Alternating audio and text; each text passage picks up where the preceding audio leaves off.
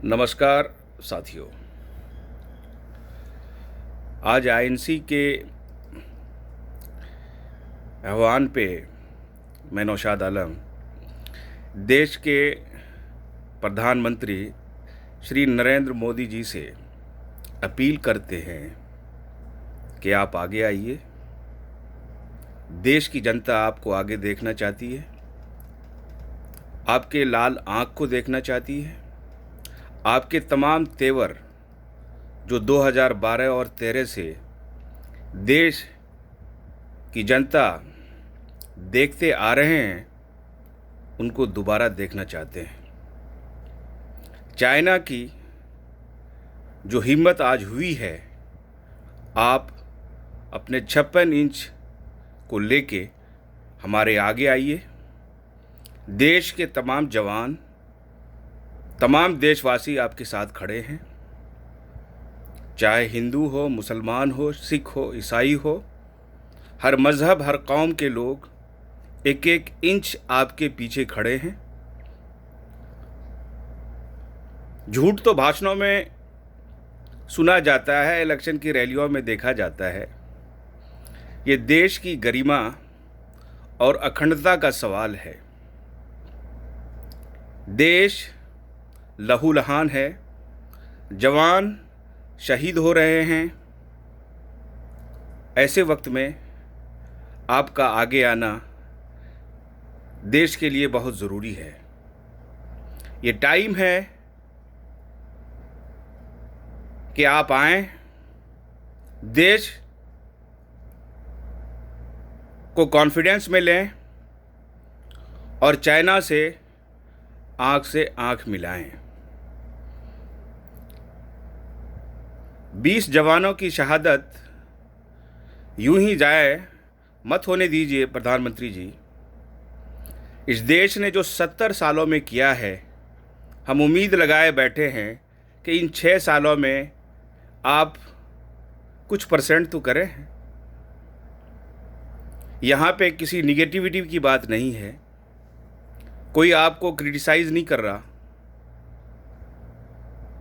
देश चाहता है कि आप लाल आंख दिखाएं और 2012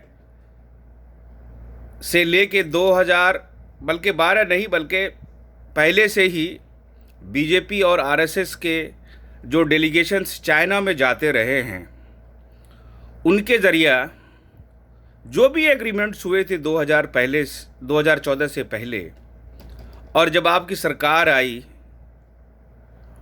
उसके बाद स्टैच्यू से लेके तमाम चीज़ें जो चाइनीज़ के साथ हो रहा है, जो तमाम इन्वेस्टमेंट्स चाइनीज़ के साथ हुआ है, देश की जनता चाहती है कि ऐसे मौके पे ऐसे एग्रीमेंट्स को ख़त्म करके चीन के मुंह पर तमाचा मारा जाए।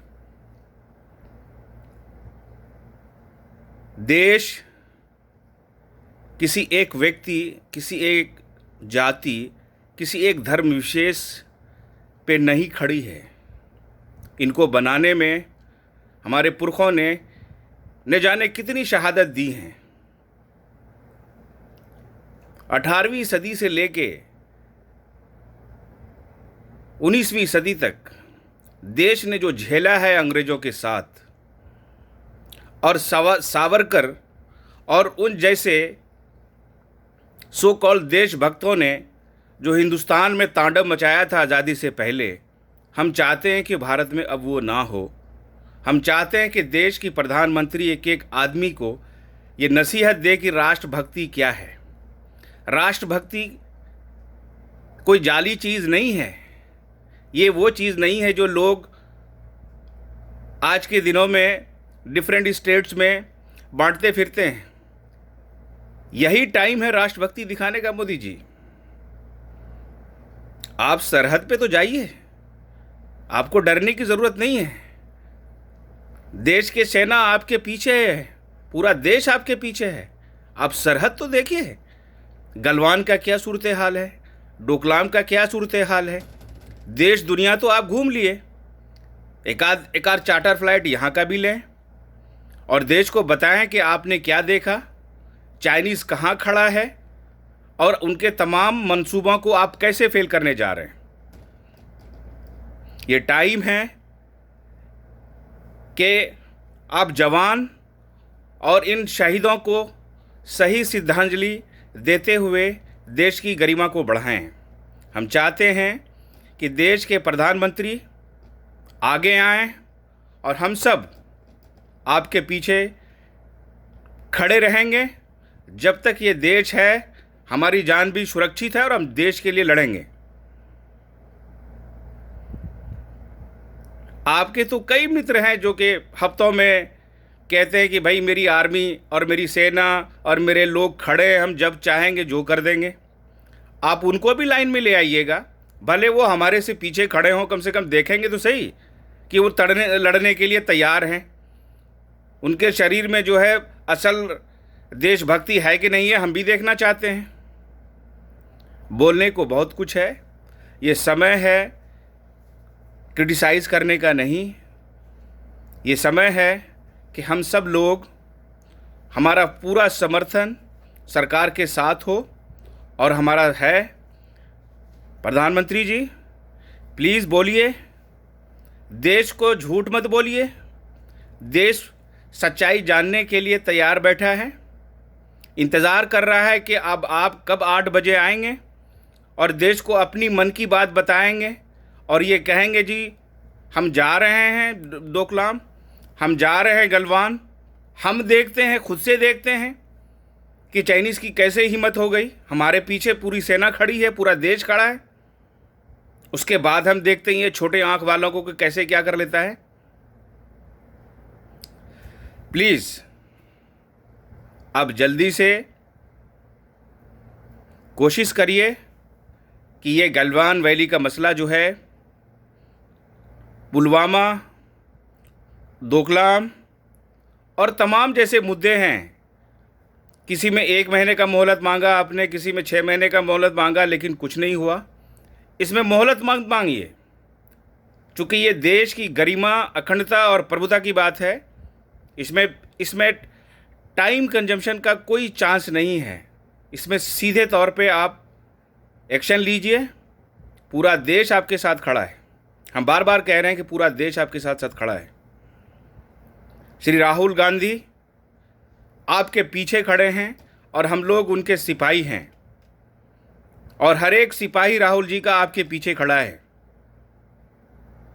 आपको अगर किसी टेक्निकल चीज़ की प्रॉब्लम है, कोई सजेशंस लेने हैं, कोई स्ट्रेटजी बनानी है, तो INC इंडिया आपको सपोर्ट करने के लिए खड़ी है।